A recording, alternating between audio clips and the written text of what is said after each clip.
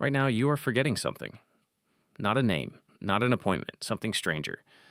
Last night, your brain generated a hallucination so vivid it felt indistinguishable from waking life. You flew, you spoke to dead relatives, you were chased through a city that doesn't exist. And by the time you finished brushing your teeth this morning, almost all of it was gone.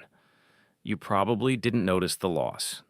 That is the strangest part. Scientists estimate you forget somewhere between 90 and 95% of your dreams within the first 10 minutes of waking. Not slowly, not gradually, almost instantly. Your brain spends roughly 2 hours a night constructing an entire alternate reality, complete with characters, plot, fear, and joy, and then deletes nearly all of it before your coffee finishes brewing. So, why does your brain, bother making something it has no intention of keeping? To understand this, you need to look at what happens inside your skull while you sleep. Neuroscientist Matthew Walker, who has spent decades studying sleep at the University of California, Berkeley, describes dreaming as something closer to overnight therapy than entertainment. During a stage of sleep called REM, short for rapid eye movement, your brain becomes almost as electrically active as it is while you're awake.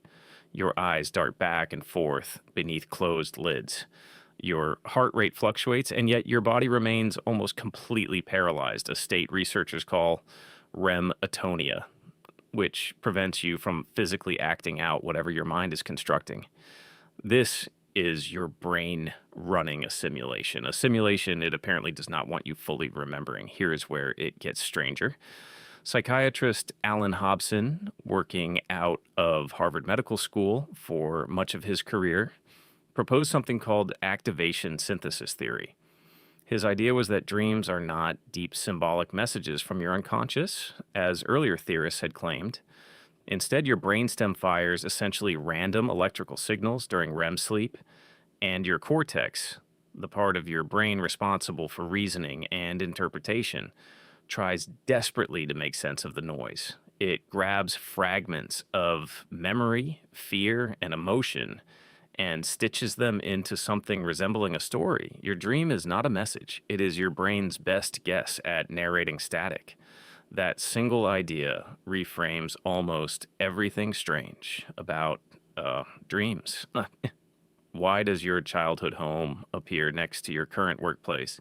Why does a stranger somehow know things only your sister would know? Why do you accept things in a dream that you'd never accept while awake, like flying or talking animals or a hallway that keeps extending no matter how far you walk? Your cortex is not building a coherent world from scratch. It is improvising in real time around chaos it didn't choose and cannot fully control.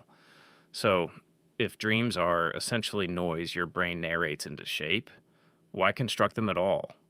Why not just lie there in silent, dreamless sleep? This is where the forgetting becomes the actual feature, not a flaw.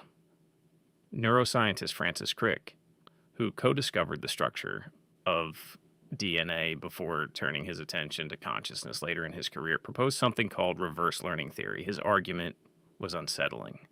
Dreams might exist specifically to be forgotten because their function is to help your brain delete unnecessary neural connections built up during the day. Your cortex accumulates an overwhelming amount of information while you're awake, most of it irrelevant. Dreaming, in this view, is less like storing a memory and more like your brain running a nightly defragmentation process, clearing junk data so the system doesn't overload. If dreams are deletion in progress, remembering one would defeat the purpose.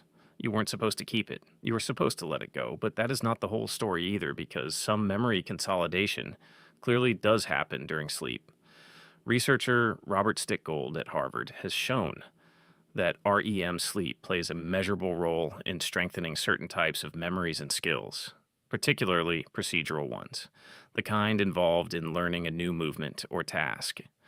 So your brain is simultaneously consolidating some information while discarding the surface level narrative wrapped around it. You keep the skill, You lose the story your mind told itself while building that skill.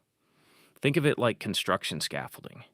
The building stays, the scaffolding comes down. You almost never need to remember the scaffolding. There's a chemical explanation for why the forgetting hits so fast and so completely. During REM sleep, your brain experiences a dramatic drop in a neurotransmitter called norepinephrine, which plays a critical role in attention and memory encoding. Without sufficient norepinephrine circulating, your brain struggles to transfer what just happened from short-term experience into anything resembling long-term storage. It is the neurological equivalent of writing in sand.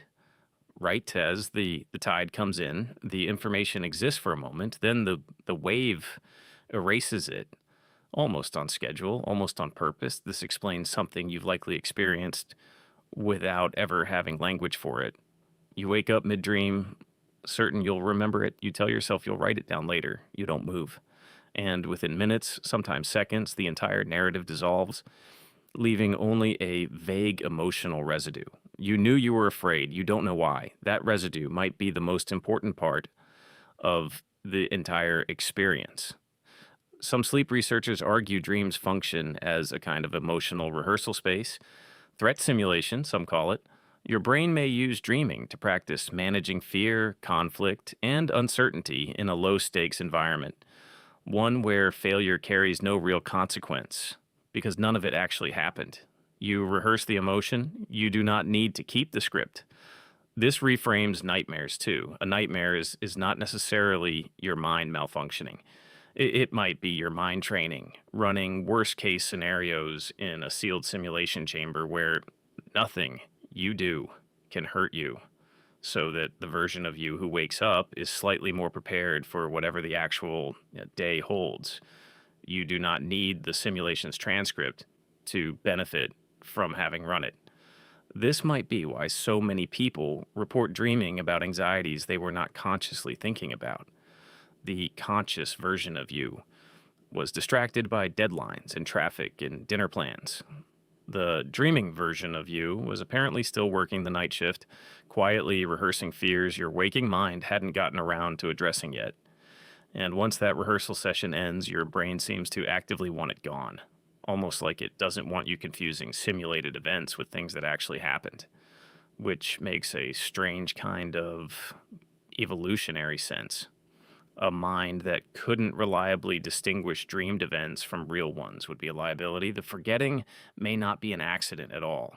It may be a safeguard, keeping your sense of reality intact by quietly deleting the alternate one your brain builds every single night. You are not failing to remember your dreams because something is wrong with your memory. You are forgetting them because your brain built them, used them, and then did exactly what it was designed to do afterward. It let them go. Tonight, you will do this again. You will construct an entire world inside your skull, populate it with people who might not exist, emotions that feel completely real, and a plot that would never survive a single read through if you tried to write it down. And by tomorrow morning, almost none of it will remain. You are forgetting something right now. Tonight, you'll forget something even stranger. And somehow, that forgetting is the whole point.